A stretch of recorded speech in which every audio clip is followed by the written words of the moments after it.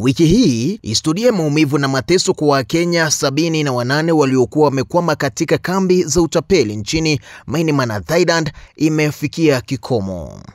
Jumamosi hii, kundi la mwisho la Wakenya 31 liliwasili katika uwanja wa ndege wa kimataifa wa Jomo Kenyatta JKIA wakitokea Addis Ababa, Ethiopia. Hii ni baada ya wengine 47 kuwasili na mapema asubuhi hiyo. Inafikisha idadi ya waliorejeshwa nchini kufikia 78. Vile tuko hivi mnaweza mkatuona hii ni miili yetu tu, lakini sisi ni wagonjwa kusema ukweli.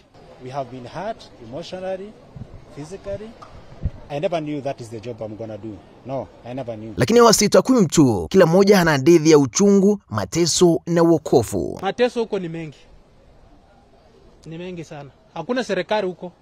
Huko unafanywa kitu chochote. Unafanywa chochote.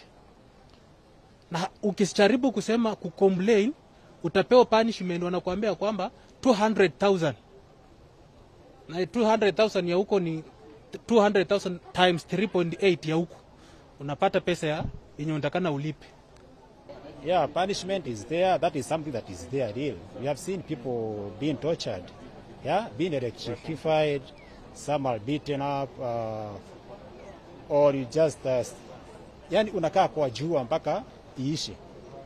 You can imagine. Na huko hewa ya huko ni mbaya sana. Chef, that is the job I was promised I'm going to do in Thailand. But I found myself doing a scamming job, fake job, kazi hewa. Nilienda kama mwalimu wa Kiingereza. Nilikuwa najua ya kwamba naenda kuwa mwalimu wa Kiingereza. Na sababu zingine ambazo silifanya labda stakabadhi za kwenda huko sisukue za kweli. Pesa sikuwa na pesa za working visa. Hiyo ndio sababu nilienda kama tourist. Na nilipita tu hapa JKIA. Katibu mkuu wa idara za masuala ya diaspora Bi Roslyn Njogu alikuwa uwanjani kuwapokea na kuhakikishia kuwa serikali iko pamoja nao katika safari ya uponyaji. Under the guise of labor mobility, we have had a rise in human trafficking, where we have seen many Kenyans promised or lured into job opportunities that don't exist and end up finding themselves in scam compounds such as the ones I have described here, or in commercial sex work or other kinds of forced or slavery conditions instead of going for the jobs that they thought they were going for.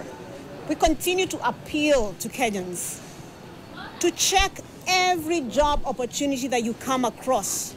The National Employment Authority within the Ministry of Labor runs a website that tells you who are credible and licensed agents.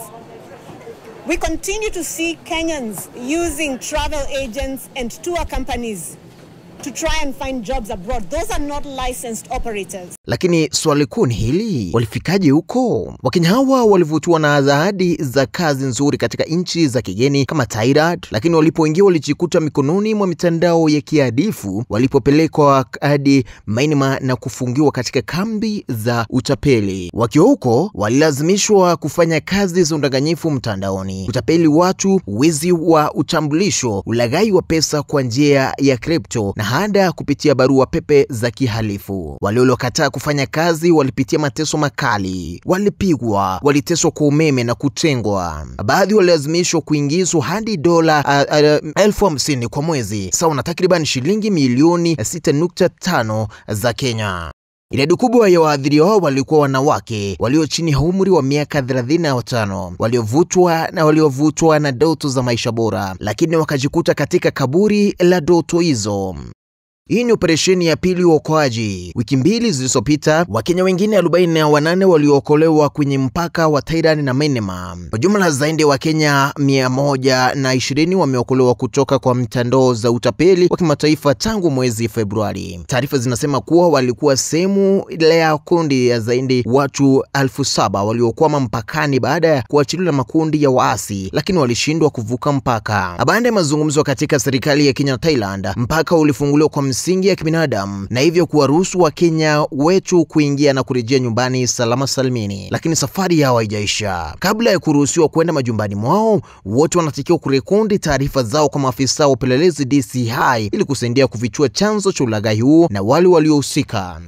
Katika tahadhari kali kwa umma, serikali imetoa onyo na kusema kwamba hakuna ambaye ataruhusiwa katika mambo kama haya.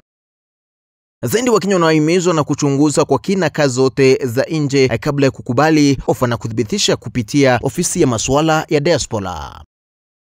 Wakenya, tujifunze kutokana na kisa hiki. Kabla ya kufunga virago, hakikisha unajua unakoelekea. Ndoto ya maisha bora isikugeuze kuwa mtumwa. Usisahau kusubscribe kwenye hii channel ya Newsbreak Kenya ili kupata taarifa zaidi ya uokoaji na pia habari za dharura zinapotokea.